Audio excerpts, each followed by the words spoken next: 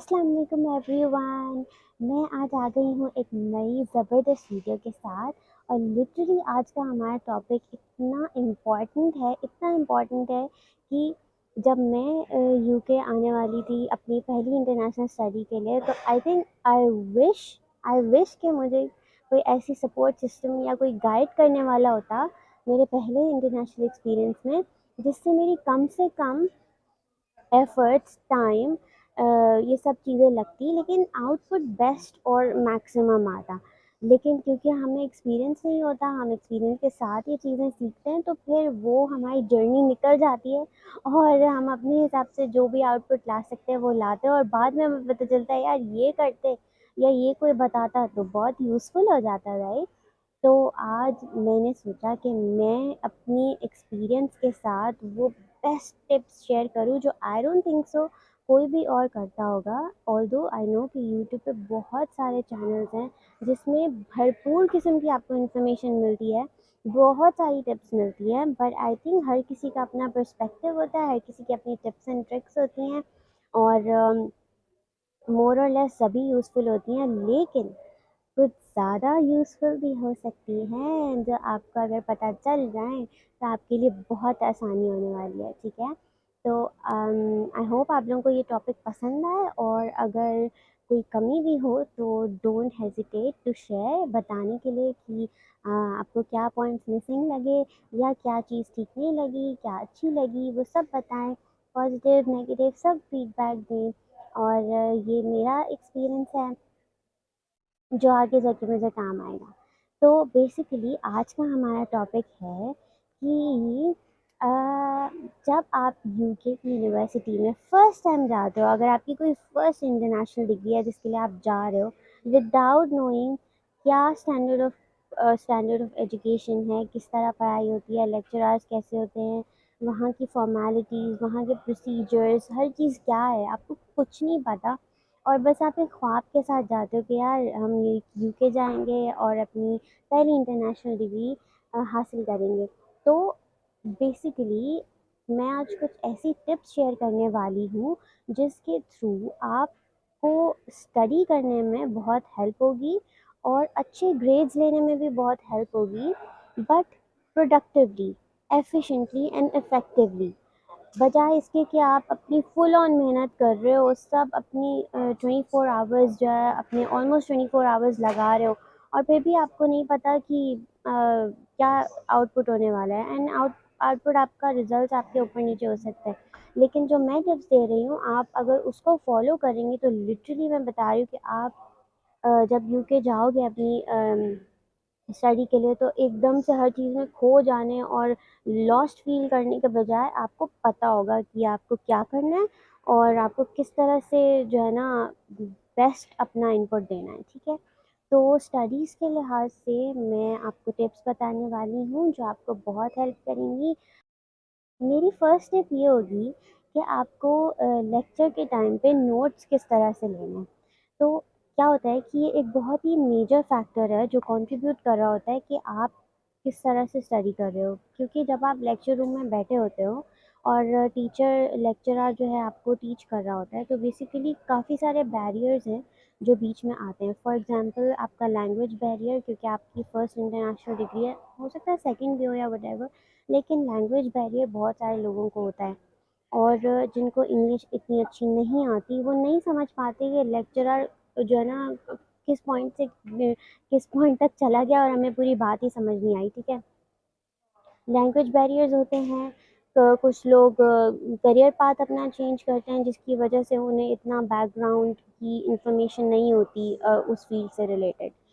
तो आपको नहीं पता, आप बहुत ही लॉस्ट फील करते हो कि एकदम से प्रेजेंटेशन चल रही है, लेक्चर चल रहे हैं और स्लाइड्स चेंज होती जा रही है, you don't know what's happening literally, ठीक है? तो इस तरह का बैरियर हो गया। और भी बहुत सारी चीज़ें होती हैं जो आपको बेसिकली एट अ टाइम बहुत सारी चीज़ें अफेक्ट कर रही होती हैं जब आप लेक्चर रूम में बैठे होते हो, and it's quite overwhelming actually. जब कि आपकी फ़र्स्ट इंटरनेशनल डिग्री है, आपको फुल अपना बेस्ट भी देना है और हर चीज़ में एक्सेल करना है, बट ऑब्वियसली बहुत सारी चीज़ें जिसमें हम लैक कर रहे होते हैं एज अ स्टूडेंट, और कंपटीशन भी बहुत ज़्यादा होता है, तो उस कंपटीशन को कैसे लेके चलना है या उसको कैसे फेस करना है, बहुत सारी चीज़ें हैं जो आपके ज़हन में चल रही होती हैं, ठीक है। तो जब लेक्चरर आपको टीच कर रहा है, तो आप पता है क्या करो, आप बजाय इसके, कुछ लोग होते हैं जो बहुत ज़्यादा लेक्चर नोट कर रहे हैं, एक एक लफ्ज़, एक एक सेंटेंस, एक एक फ्रेज, एक एक बात, कि कुछ मिस ना हो जाए जो लेक्चरर बता रहे हैं, को इतनी इंपॉर्टेंट चीज़ें वो बता रहे हैं और आपको इतनी नॉलेज भी नहीं है, आपके लिए सब नया है, तो भाई नोट कर लो जितना नोट कर सकते हो। आई थिंक ये गलती है। आप थोड़ा सा पेशेंट होके, रिलैक्स होके, अपने आप को अटेंटिव रखते हुए आप लेक्चरर को सुनो। आपको समझ आ रहा है, नहीं आ रहा है, कुछ चीज़ें समझ में आ रही हैं, कुछ नहीं आ रही हैं, आप फिर भी उसको बैठ के पेशेंटली सुनो। अगर आपको किसी पॉइंट पे लगता है कि बहुत ज़्यादा कोई ऐसी इन्फॉर्मेशन है जो बहुत ही जिस पे लेक्चरर ने भी थोड़ा फोकस की एम्फसाइज किया है कि ये बहुत इंपॉर्टेंट चीज़ है, या आपको खुद भी फील होता है कि यार ये बहुत इंपॉर्टेंट पॉइंट है मुझे मेंशन करना है, वो आप पॉइंट्स मेंशन करो और बुलेट पॉइंट्स में करो। सेंटेंसेस पूरे पूरे लिखने की ज़रूरत नहीं है, ठीक है। फॉर एग्ज़ाम्पल मैं एक एग्ज़ाम्पल दे रही हूँ कि अगर लेक्चरर आपको बता रहा है कि कंपनी की फाइनेंशियल परफॉर्मेंस पे कौन कौन सी चीज़ें अफेक्ट करती हैं, ठीक है। फॉर एग्जांपल बिजनेसमैन की डिसीजन मेकिंग स्किल्स। अब मैं ये पूरा सेंटेंस लिखने के बजाय कि the companies financial performance depends upon the decision making skill set of the businessman, ठीक है। अब ये पूरा लिखने के बजाय या जो है ना थोड़ा सा इसको शॉर्ट करके लिखने के बजाय आप बुलेट पॉइंट लिख लो और आप सिंपली लिखो फाइनेंशियल परफॉर्मेंस और डैश डाल के आप लिख दो decision making, business man decision making, ऐसे करके, ठीक है। बल्कि इससे भी शॉर्ट तरीके हैं जिससे आप बिल्कुल बुलेट पॉइंट्स में वो चीज़ लिख दो, ठीक है। क्योंकि जब आप नोट्स बना रहे होते हो तो ऐसा कभी भी नहीं हो सकता कि आप नोट बना रहे हो और आप बिल्कुल पॉइंट टू पॉइंट लेक्चरर के साथ चलो। कोई ना कोई ऐसा स्टेप ज़रूर होगा जहाँ पे आप पीछे रह जाओगे और लेक्चरर आगे बढ़ जाएगा, बिकॉज ऑब्वियसली वो वर्बली बात कर रहे हैं और आप रिटन में चीज़ कर रहे हो, और अगर आप बहुत ज़्यादा नोट करने की कोशिश करोगे तो आप बहुत ज़्यादा पॉइंट्स मिस कर दोगे।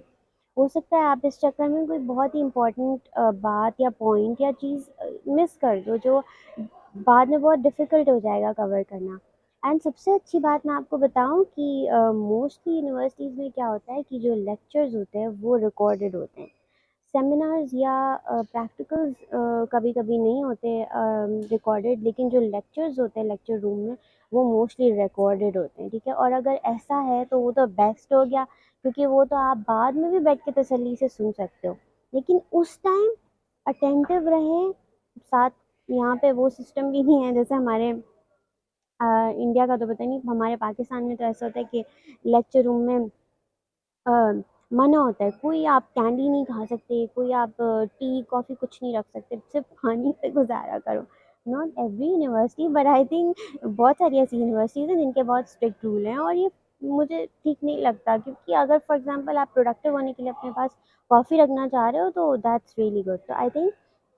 कॉफ़ी रखें या टी रखें या कोई कैंडी रखें या मिंट्स रखें, और पेशेंटली होकर रिलैक्स होकर अपने लेक्चरार की बात पे फोकस करें। भले आपको समझ आ रहा है नहीं आ रहा आप करें, ठीक है। और कोशिश करें समझने की, और बुलेट पॉइंट्स पे शॉर्टेस्ट पॉसिबली जितना भी शॉर्ट हो सके बुलेट पॉइंट्स पे नोट डाउन करें, ठीक है। जो भी आपके नोट्स हैं और इम्पॉर्टेंट पॉइंट्स हैं, ठीक है। और इस चीज़ को स्टेप बाय स्टेप जो पूरी मैंने बताई है उसको लिटरली आप करके देखें और आपको फ़र्क पता चलेगा। आप ऐसा करें, कंपेयर करने के लिए एक लेक्चर इस तरह से नोट डाउन कर लें और एक लेक्चर अपने तरीके से नोट डाउन कर लें, आपको खुद ही कंपैरिजन में पता चल जाएगा।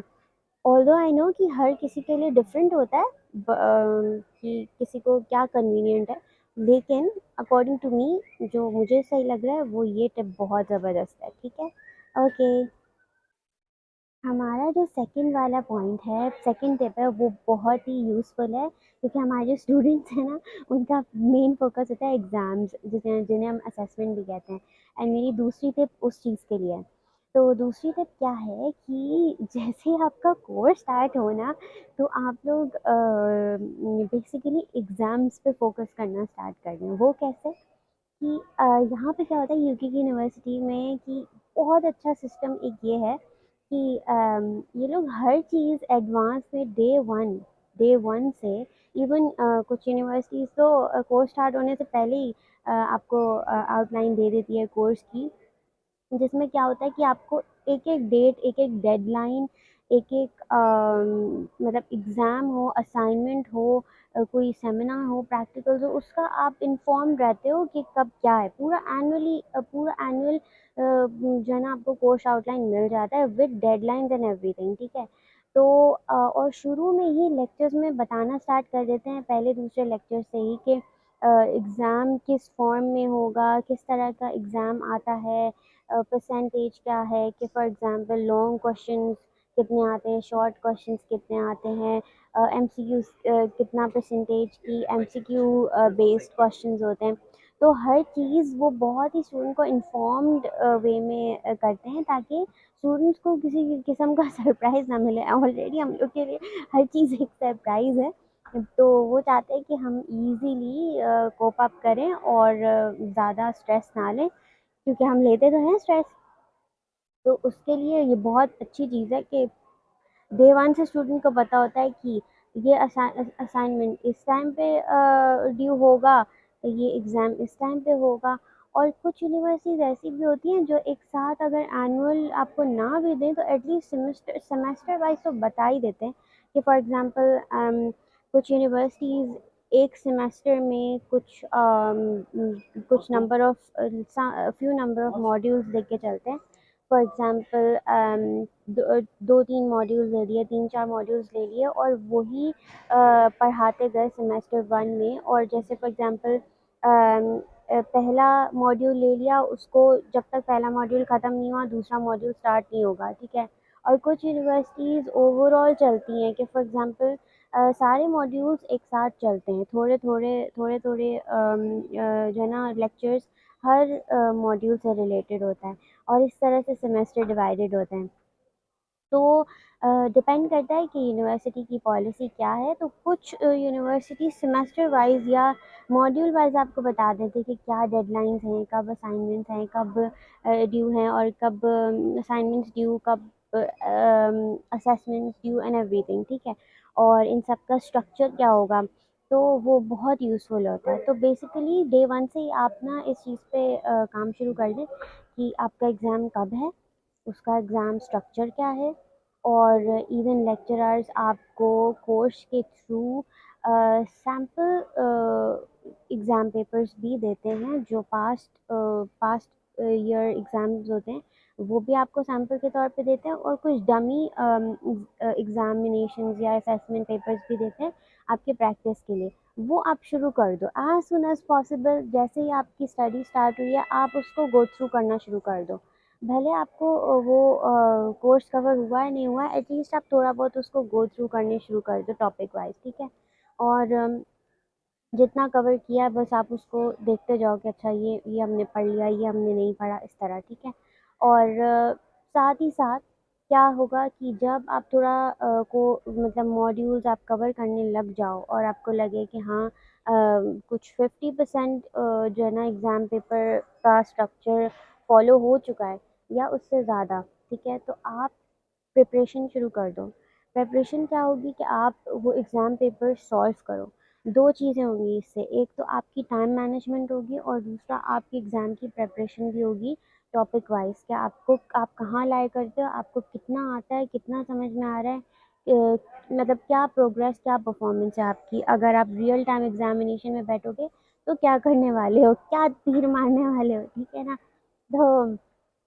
आप जो है ना उसको करो। और सबसे जो आई थिंक ये तो है ही कि आपको स्टडी या कोर्स कितना आता है, आपके कितने टॉपिक्स आपके अच्छे कवर्ड हैं, आप उसमें अच्छा प्रोग्रेस कर रहे हो, लेकिन एक बहुत ही इम्पॉर्टेंट चीज़ ये है कि टाइम मैनेजमेंट। यार लिटरली एग्ज़ाम पेपर्स इतने, मैं डराना नहीं चाह रही, लेकिन इतने टफ होते हैं in terms of time management, कि आपको लिटरली जब एग्ज़ाम आएगा ना आपके सामने, तो आपको ये सोचने का मौका नहीं मिलेगा कि अच्छा ये क्वेश्चन है तो इसको मैं ऐसे करूँ या ऐसे करूँ। नहीं नहीं नहीं नहीं नहीं, आपको डायरेक्ट क्वेश्चन मिला, सॉल्व करना शुरू हो जाओ, बस कितना टाइम है। और लिटरली मैं आपको इसी एग्जांपल दे रही हूँ कि मैं और मेरे कुछ फ्रेंड सर्कल में या ग्रुप मेंबर्स जितने भी थे, लिटरली स्मार्टेस्ट पीपल यार, जो मेरे जो जिनका मुझे पता था कि यार ये तो बहुत ही ज़बरदस्त कर रहे हैं, बहुत स्मार्ट हैं, बहुत एक्सपीरियंस हैं, उनके साथ भी ये हुआ कि वो पहले एग्ज़ाम में बैठे और वो तो ऐसे स्टूडेंट्स थे जिन्होंने लिटरली, मैंने इतनी शायद प्रिपरेशन नहीं की होगी, उन्होंने तो सैम्पल पेपर्स और पता नहीं एग्ज़ाम पेपर्स ऐसे ऐसे प्रिपेयर करके रखे हुए थे। लेकिन क्या था कि उन्होंने टाइम वेस्ट नहीं किया। क्वेश्चंस देख लिए कि हाँ ये क्वेश्चन आया है, ये इम्पोर्टेंट हो सकता है, ये वो, लेकिन टाइम बेस्ड पे नहीं किया कि फॉर एग्जांपल एग्ज़ाम पेपर लेके उसको, फॉर एग्जांपल 2 आवर्स का एग्ज़ाम है तो 2 आवर्स में बैठ के उसको प्रैक्टिस किया, और जब एग्ज़ाम में गए तो पहले एग्ज़ाम में ही अभी आपने आधा पेपर किया और टाइम ख़त्म, क्योंकि सोचने का टाइम नहीं है, सिर्फ क्वेश्चन आया, बस डायरेक्ट सॉल्व करो, आगे बढ़ते जाओ, टाइम ख़त्म। और मेरे साथ भी लिटरली यही हुआ था। तो इस तरह इसी इसी चक्कर में इतने स्टूडेंट्स फेल भी हुए। बट डरने की बात नहीं है, आप स्ट्रेस फ्री हो जाएं, यहाँ पे फेल होने से भी कोई डरने की बात नहीं है। आप दोबारा उस एग्ज़ाम को दे सकते हो, और कोई जैसे होता है ना हमारे पाकिस्तान में कि सप्ली लिखा हुआ आता है हमारे उसमें आउटकम में, वो उस तरह नहीं होता। और ग्रेड्स ये नहीं बताया जाता कि ये पहले फेल हुए थे तो रिलैक्स हो जाए, चिल करें। तो लेकिन लिटरली ऐसा हुआ था, और क्योंकि लोगों को यहाँ के स्टैंडर्ड के हिसाब से टाइम मैनेजमेंट नहीं थी, तो बहुत इस चीज़ ने जो है ना बुरा हाल किया। तो मेक श्योर कि आप वो सैम्पल पेपर्स अपना शुरू कोर्स के शुरू से ही देखने शुरू कर दो, प्रैक्टिस करना शुरू कर दो, टॉपिक वाइज भी एंड टाइम वाइज भी, ठीक है। ये सेकंड टिप है और बहुत इंपॉर्टेंट है, फॉलो करें ज़रूर अगर अच्छे नंबर से पास होना। मेरा थर्ड पॉइंट ये है कि कुछ कोर्सेज़ हमारे असेसमेंट बेस्ड होते हैं जिसमें एग्ज़ामिनेशंस होती हैं, और कुछ कोर्स हमारे ऐसे होते हैं, नहीं सॉरी, मॉड्यूल्स ऐसे होते हैं जिसमें हमारे असाइनमेंट बेस्ड मार्क्स होते हैं। यानी कि एक कोर्स के अंदर ऐसे मिक्स्ड मॉड्यूल भी हो सकते हैं जिसमें कुछ में एग्ज़ाम और कुछ में असाइनमेंट है, और असाइनमेंट के थ्रू फुल मार्क्स मिलेंगे, और कुछ में ऐसा होता है कोर्सेज़ में कि सभी मॉड्यूल्स एग्ज़ाम बेस्ड हैं, और कुछ कोर्सेज़ ऐसे होंगे जिसमें सभी एग्ज़ाम्स असाइनमेंट बेस्ड हैं। और लिटरली यूँ भी कोर्सेज़ होते हैं जिनमें एग्ज़ाम्स भी हैं, असाइनमेंट्स भी हैं, और कई दफ़ा ऐसा है कि दोनों के वेटेज हैं, यानी कि एग्ज़ाम और असाइनमेंट्स दोनों के मिला के मॉड्यूल का जो है ना वो ओवरऑल वेटेज बनता है, ओवरऑल ग्रेड बनता है, ठीक है। तो मेरा ये कहना है कि आप स्ट्रेट अवे अगर आपका जो भी है एग्ज़ाम है या असाइनमेंट है या जो भी है, लेकिन अगर असाइनमेंट्स हैं आपके कोर्स में, आपके मॉड्यूल्स के अंदर, तो आप डे वन से असाइनमेंट्स के पीछे लग जाएं, ठीक है। मैं लिटरली आपको ये बता रही हूँ कि आपका मेन फोकस होगा lectures, notes, reference books, recommended books, subject की जो मेन बुक्स है वो, और जो अलग से रेफरेंस बुक्स मिलती हैं वो, जो लेक्चरर्स लिंक्स सेंड करते हैं कि ये आर्टिकल पढ़ के आइएगा, ये करें, डेफिनेटली आप करें। लेकिन डे वन से मैं बता रही हूँ अपने एक्सपीरियंस से कि लेक्चर्स पे तो फोकस करें, लेकिन लेक्चर के लिए जो एक वो मिलता है ना कि फॉर एग्जांपल एक टॉपिक कवर किया तो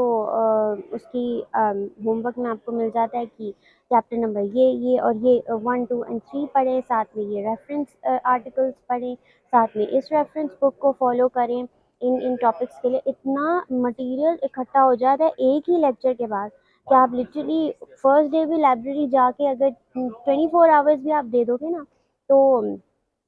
आपका फिर भी कुछ नहीं होने वाला। फिर भी आपको लगेगा बहुत कमी है, अभी भी मेरा पहला लेक्चर कवर नहीं हुआ, ठीक है। तो आप क्या करो कि लेक्चर्स तो फॉलो करो ही, उसको अपने फ्लो में जाने दो, गौर से अपने बिल्कुल अटेंटिवली लेक्चर्स पे फोकस करो। लेकिन जो रीडिंग्स आपको मिलती है ना, वो आप मेन मेन रीडिंग्स कर लो, जो फॉर एग्जांपल अगर कोई बहुत ही इंपॉर्टेंट होमवर्क मिला है या कि नेक्स्ट क्लास में नेक्स्ट लेक्चर में उस पर डिस्कशन होनी है, वो कर लो भले। लेकिन मैं बता रही हूँ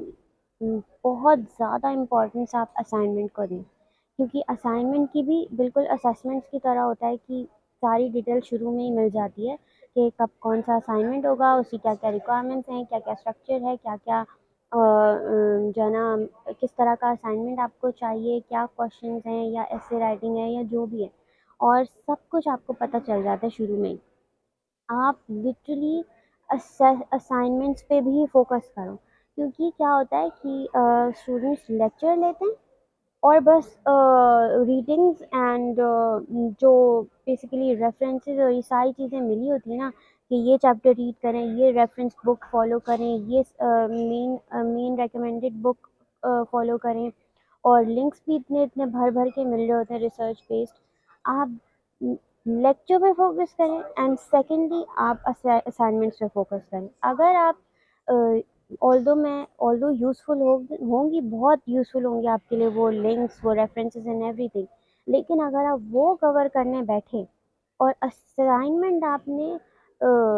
बीच मॉड्यूल में शुरू किया या एंड पे आने पे शुरू किया ना, यू आर इन ट्रबल। क्योंकि यहाँ पे असाइनमेंट्स आप वही आखिरी के 2 दिन 3 दिन बैठ के नहीं कर सकते, क्योंकि यहाँ पे बहुत सारी चीज़ें जो मैं असाइनमेंट्स पे अलग वीडियो बना दूँगी, यहाँ के रिक्वायरमेंट्स, प्लेजरिज्म और report writing, academic writing, critical writing, पता नहीं, और referencing styles and everything, submission criteria, इतनी चीज़ें हैं कि आप आई डोंट थिंक सो कि जो है ना असाइनमेंट को ओवरलुक कर देना would be a good idea. I don't think so. तो लेक्चर्स पे फोकस करें attentively, short short bullet points में इंपॉर्टेंट इंपॉर्टेंट नोट्स बनाएं और सीधा लग जाएं असाइनमेंट पे। मैं लिटरली आपको ये टिप अगर आपने कर ली फॉलो, आपको बहुत हेल्प होने वाली है ग्रेड्स अच्छे लेने में, ठीक है। और मैं ये नहीं कह रही कि रेफरेंस बुक्स और चैप्टर्स एंड एवरीथिंग ये इंपॉर्टेंट नहीं है या आर्टिकल्स इंपॉर्टेंट नहीं है, डेफिनेटली बहुत है, लेकिन वो आप तब करो जब आपके पास एक्स्ट्रा टाइम बच रहा है या आपको लग रहा है कि आप इतना प्रोडक्टिवली पढ़ रहे हो कि आप बहुत ही ऑन द ट्रैक चल रहे हो, तो आप ये सारी चीज़ें फॉलो करें। अदरवाइज मैं बता रही हूँ आपको पता ही नहीं चलेगा, you will get lost in like reading and doing the task जो क्लास के एंड पे मिलते हैं एंड एवरीथिंग, और असाइनमेंट्स भी रह जाएंगे, और जो है ना असेसमेंट्स में भी बहुत असर पड़ेगा, ठीक है। तो लेक्चर्स मेन चीज़ है, स्लाइड्स एंड प्रेजेंटेशंस मेन चीज़ हैं, और असाइनमेंट्स एंड असेसमेंट्स, ठीक है। तो ये हो गया हमारा नेक्स्ट पॉइंट। एक और इसी में चीज़ मैं ऐड कर दूँ कि जब आप डे वन से ही या वीक वन से ही असेसमेंट्स और असाइनमेंट्स के पीछे लग जाओ, ठीक है, और असाइनमेंट्स की डेडलाइन को देखते हुए आप डे वन, जिस दिन आपको पता चले ना ये असाइनमेंट मिला है, आप उसी दिन उसको लेके बैठ जाओ। बहुत टाइम होता है, बहुत वीक्स होते हैं, मंथ, मैं कह रही हूँ मंथ से ऊपर डेडलाइन में टाइम होता है, 1.5 महीना पहले हमें चीज़ें पता चल जाती हैं, लेकिन आप फिर भी उस दिन उसी दिन घर जाके खोल के बैठ जाओ। मैं तो कह रही हूँ लेक्चर रूम में ही असाइनमेंट खोल के देखो क्या है, या वापसी घर जाके या लाइब्रेरी जाके चेक करो असाइनमेंट क्या है, ठीक है, क्योंकि वो असाइनमेंट करने में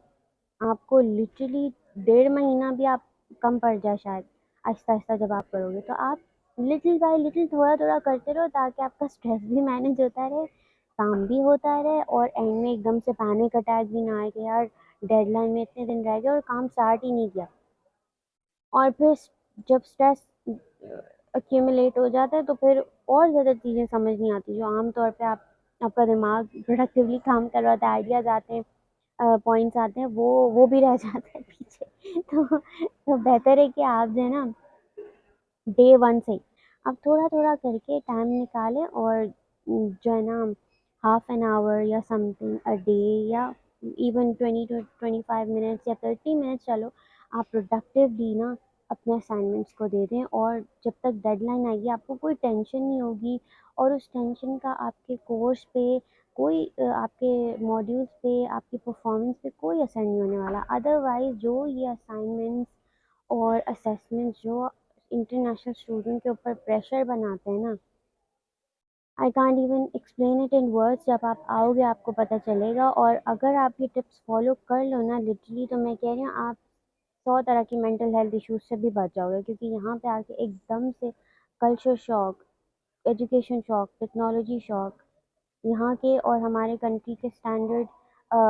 ऑफ एजुकेशन और जो पूरा procedures and formalities and everything है उसमें उसका शौक, ठीक है। और फिर इतना competitive कोर्सेज होते हैं मास्टर्स के, ठीक है। और अगर बहुत अच्छी यूनिवर्सिटी में एडमिशन लिया फिर और कंपटीशन, ठीक है। तो आप इन सब को थोड़ा थोड़ा करके लेके चीज़ें चलोगे तो स्ट्रेस फ्री रहोगे और इन्जॉय भी करोगे अपनी जर्नी।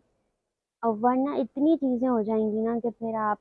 लिटरली स्टूडेंट्स को पैनिक होता है और मेंटली ब्रेक डाउन होता है। तो लेकिन अगर आप